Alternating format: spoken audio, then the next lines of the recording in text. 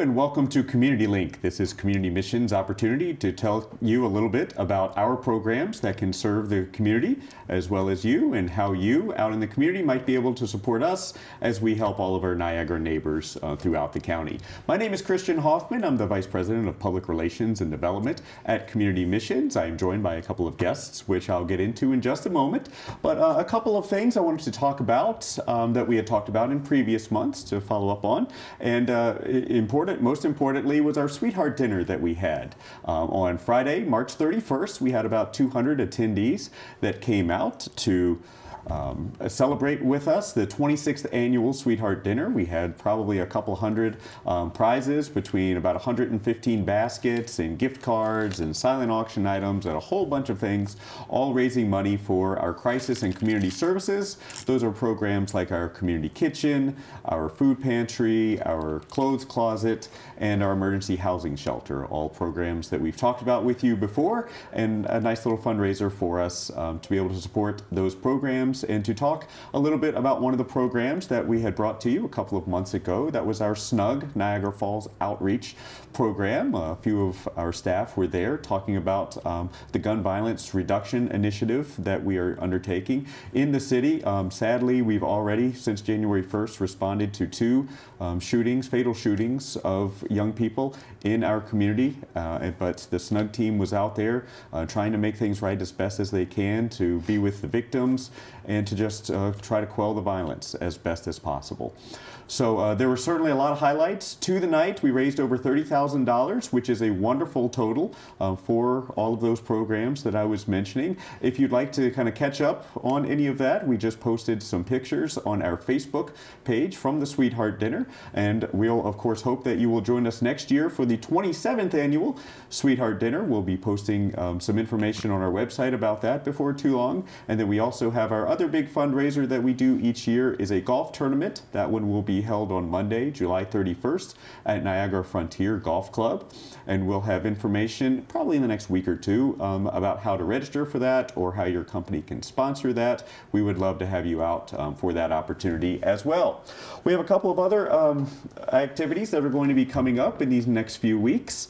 And so the first one is going to be a spring fling. This is a family-friendly, fun activity at our main site, which is 1570 Buffalo Avenue in Niagara Falls. We started this last year with a fall fiesta, which is just a family fun activity. We were trying to really take advantage of the fall weather. The fall weather did not cooperate last year. It was far too windy of a day for the day that we chose.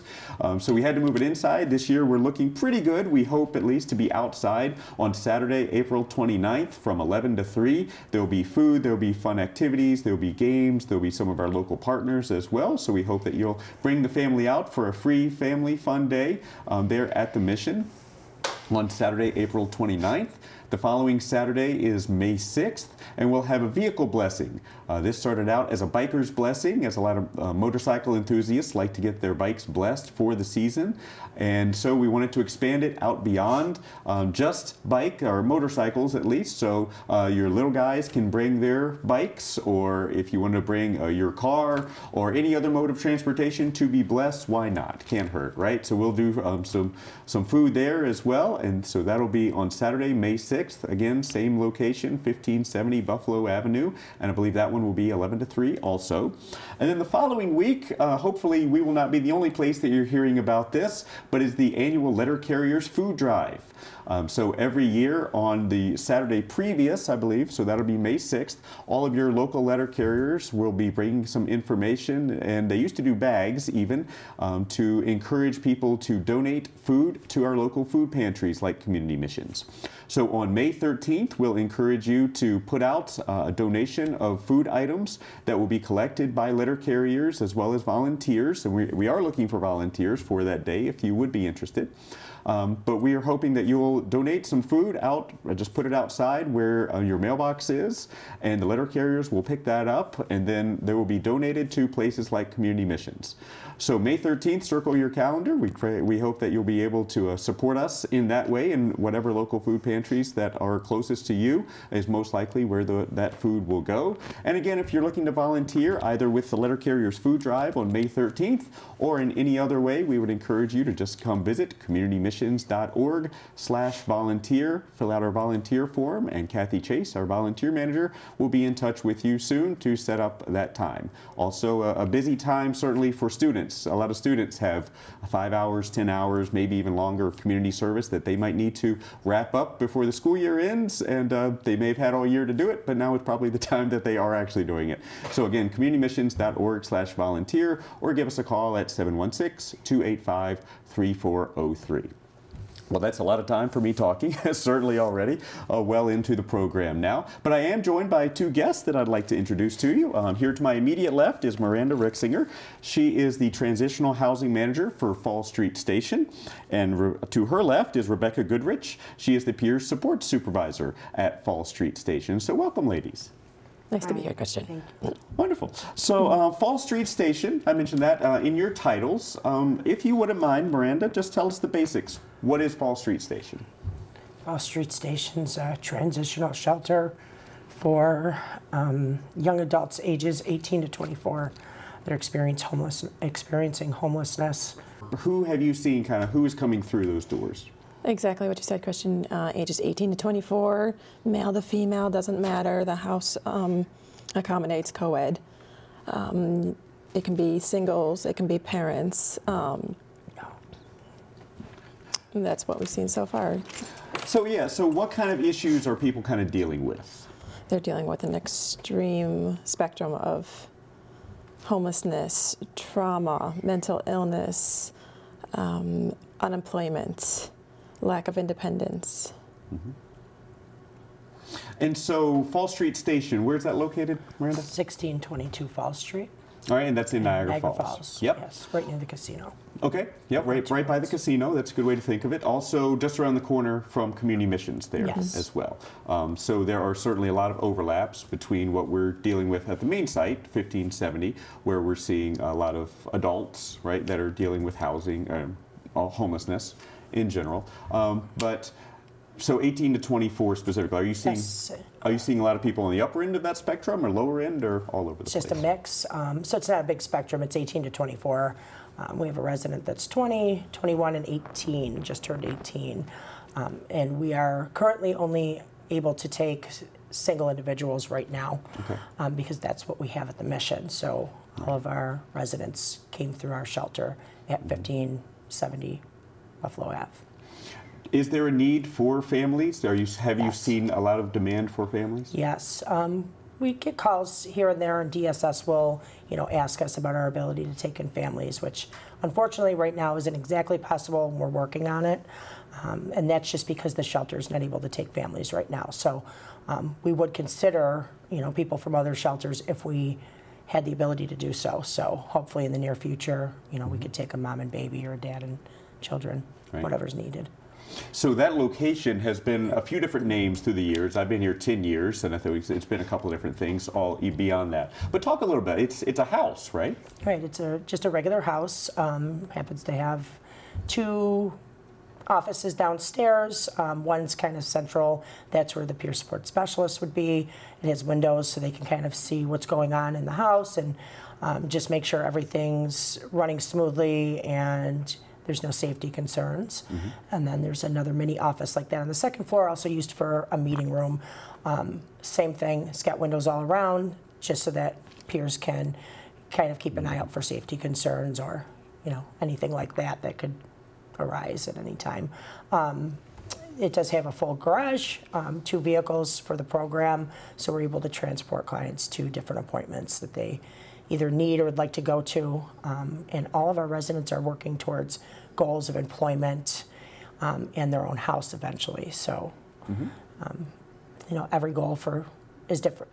Each resident has different goals, but we're there to support them, and peer support specialists are an added support system for them because they have lived experience, and it makes it more comfortable when they're working with people who've had lived experience. So you mentioned peer support specialist, obviously, Rebeckah. That's you. So what is your role to play in the program? My role is mainly to relate to our residents and also to assist them in whatever they need in achieving their own goals.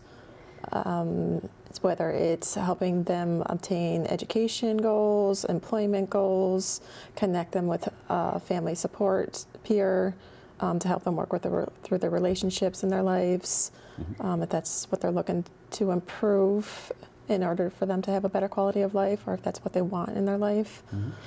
Kind of keep the house in order, make sure they're living safely, healthy, more or less. We're not trying to tell them what they need to eat, but the kitchen needs to be clean, the common areas need to be kept clean, the rooms need to be kept clean, making sure they're aware of that it's a house in a neighborhood, the doors and windows need to be checked, locked, keep the house safe at all times. Yes, and we operate in a way where we're non-judgmental, so, you know, we welcome the young adults that live there to, you know, just have a little bit of freedom in making mistakes and learning. It's a big, you know, it's an important part of the process for them. Also, we do connect them with our family peer support specialist, Michael Powers, who can help restore, you know, previous relationships that, you know, they are not currently, previous relationships that maybe bridges they have burned, or maybe family that they've had falling outs with. Mike's able to reconnect them. So that's just another added support as far as peer support goes. Because, I mean, again, what we're dealing with at our main site is just different, right? 18 to 24-year-olds are just going through a different time of life, and homelessness looks a little different for them. Well, that's why the name, it's right in the name, transitional shelter. It's a transitional age. They're not quite children, but they're not, you know, very experienced adults either, so they need some guidance in many cases. Yep. So it's really neat. About when did it open up? About 4 or 5 years ago? Yeah, it opened up in 2020. Oh wow. Okay. And you know, the pandemic. Yes, that's right. Yeah. Had its effect on everything, and then we reopened it on March 1st of this year. Okay. Wonderful. And you have people in there. Yes, so as of March 2nd, we had our first resident. As of March 3rd, we had our second resident. And that happened to be a Friday, so our third resident didn't come along until that following Monday on March 6th. And are they still all three there? Yes, they all three are there. They're doing pretty well. You know, we're not having any major concerns. We have a really good cohort this time, and these guys are very motivated, and they're starting to, you know, realize that the goals that they might have thought were impossible are reachable, and that's especially thanks to the peers, because they feel very comfortable working with peers and, you know, planning and organizing their life based on people who have been there before. And I think that's an important part that you're probably not seeing at a lot of other options, you know, that people may have, the peer support. Really, so wonderful. Glad to hear that it's working as it should, right? So rapid rehousing is a piece of it as well. Can you just touch on what the rapid rehousing piece does? Yeah, so rapid rehousing clients, you know, they are already in their own apartments in many cases, not in every situation, but that's the goal. So rapid rehousing case managers are working to find that young adult an apartment. We help with some financial assistance in the beginning, and same thing as the transitional house residents. They, you know, have employment goals, education goals, and they're able to work on that with the support of case manager and peers. They are also welcome to come to the house when they need to use the house as like a mini community center, kind of one-stop shop, because there's supportive services there. The peers can help them with resumes, employment searches, you know, getting necessities that they might not have, and just all sorts of help and support. They can do laundry if they need to. They can cook some food, because there's a kitchen. We're in a house. So that's the nice part about it. And there's a computer on site, printer.